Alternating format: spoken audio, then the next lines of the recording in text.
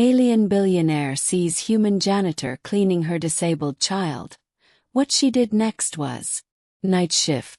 In Orbital Children's Hospital, Noah preferred the hallways nobody noticed. An alert opened Suite 77A. Iridescent nectar pooled on the floor. In the center, an alien child trembled on a mobility cushion, braces glinting at the joints. The tag flickered. ARI, daughter of Lady Veyna Zhyr. Noah stayed outside the spill. "May I?" he asked. He kept the lights steady, narrated each motion, and mopped in slow circles so shadows didn't strobe. He wiped the brace straps with a soft cloth he carried for toddlers, not machines. When Ari flinched, he paused and hummed an earth lullaby. Her breath found the beat. A tiny chitter answered his song. Witness. A silhouette separated from the city glare. Lady Veyna Zhyr, shipyards, moons, headlines, watched with dangerous stillness. "Name," she said. "Noah Reyes. Therapists say my daughter hates touch. Yet you use rags, not drones." "Drones hum wrong," he said. "Makes the floor vibrate. People do too when they're scared. I try not to be." "Does she frighten you?" "She looks tired," Noah said. Something eased in Veyna. "Come tomorrow. My home. Show me what you did. I can't take private work on shift. Council, arrange it with the hospital." The sky dome. Veyna's penthouse hung like a drop of glass beneath the storm shield. Ari waited by a wall that mapped wind as color. Beautiful, and wrong. Echoing, bright, unpredictable. "Rules," Noah said. "Ask before touch. Make the room predictable. Let her help. Help.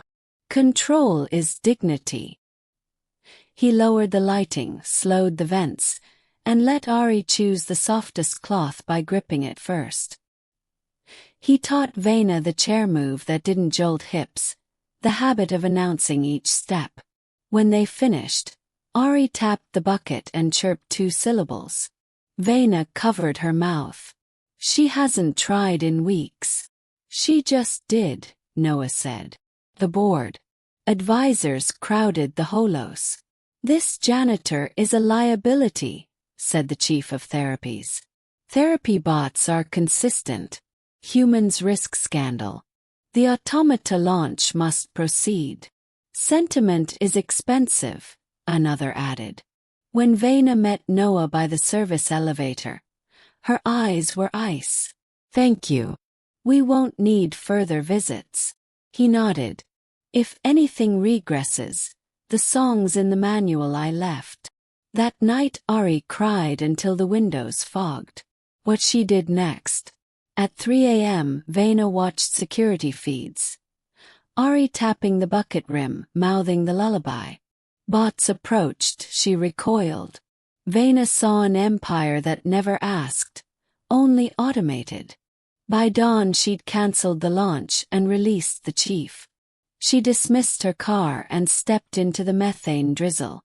Some distances shouldn't be crossed behind glass. Noah waited at the bus stop, solvent still on his cuffs. He stood. "Ma'am, I was wrong," Veyna said. "Please come back not as help. As designer." "Designer of what?" "Environments that feel safe. My home. My factories. My ships. One condition," he said. "You join the routine. 10 minutes a day on the floor. No empire talk. Just your kid and a bucket." Her laugh struck the air like a bell. "Done." Building small. They laid a path of stars across the hall, tactile constellations Ari could follow with fingers and feet. Music threaded the vents so air sang before it blew. Chrome edges softened into warm wood.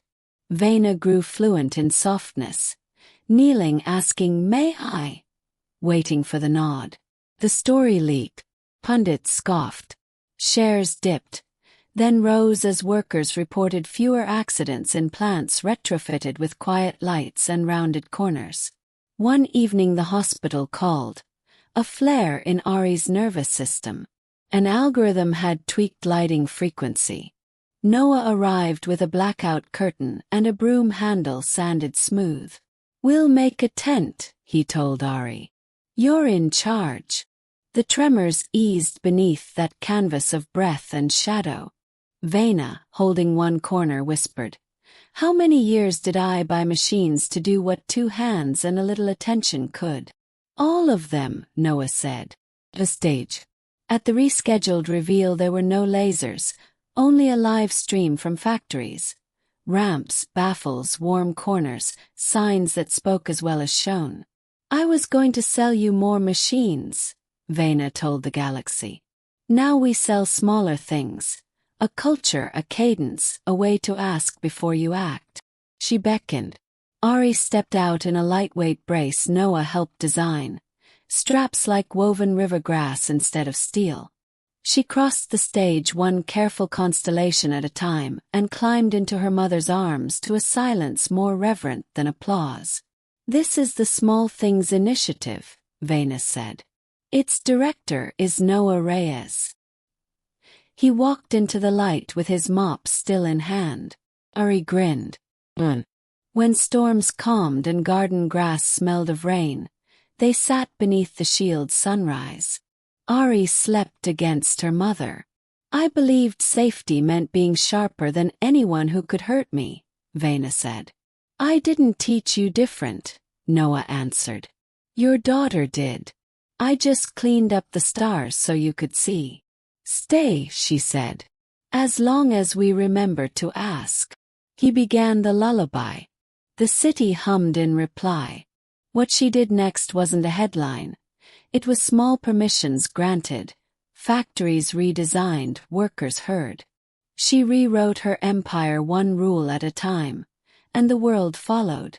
At the rescheduled reveal there were no lasers or flashing drones, only a quiet broadcast from her factories. Cameras showed ramps, softened corners, vents humming in gentle tones, and walls that glowed instead of glaring. Veyna stood center stage, dressed not in jeweled armor but in plain silver cloth. "I once believed progress was measured in the speed of machines," she told the galaxy. "But a janitor showed me that dignity is found in small things, asking before touching, softening the air, giving control back to those who feel powerless." She lifted a hand. "This is the Small Things Initiative." From behind her, Ari appeared, braced in lighter supports Noah had designed. The child took each step as if tracing constellations in the floor, then climbed into her mother's arms. The crowd went silent, not in mockery but in reverence. "And its director," Veyna continued, voice firm, "is Noah Reyes." The human janitor walked onto the stage, mop still in hand.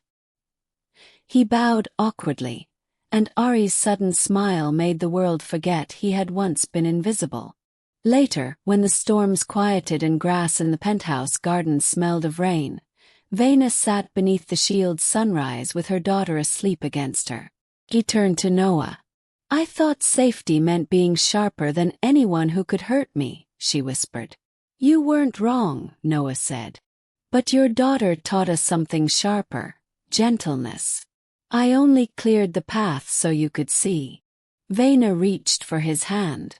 "Faye, not as servant, not as symbol, but as part of us."